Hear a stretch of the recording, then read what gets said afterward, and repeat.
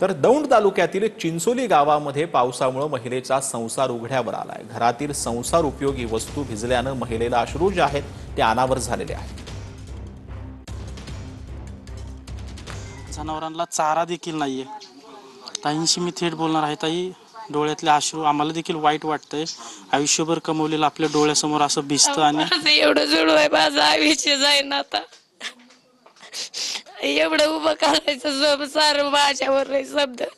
माझ्या मुलांचं शिक्षण आहे, अगदी आम्ही अंगाच्या कपड्याची बाहेर निघलो। समजा पसारा गव्हाच्या 19 गोण्या आहेत, ज्वारीच्या 2-3 गोण्या आहेत, गुरांचं खुराक, किराणा भरला होता मी 10,000चा म्हणलं। कामाला माणसं येते ती स्वयंपाक हे बनवावं लागतो त्यांना। आमचं आयुष्याच झालं, अंगाच्या कपड्याची बाहेर निघून आता काय करायचं कसं करायचं डोकं चाललं।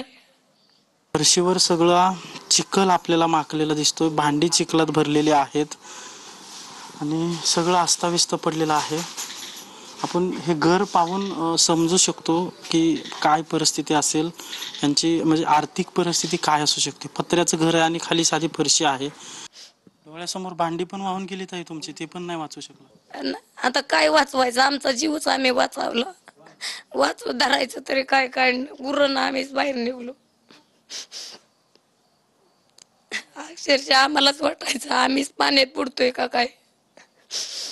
ती बी माझा भाऊ 7-8 जण आली ना आम्हाला पाण्यातनं काढलं बाहेर। कॅमेरा पर्सन सुशांत राऊतसह अजिंक्य धायगुडे, TV9 मराठी, पुणे।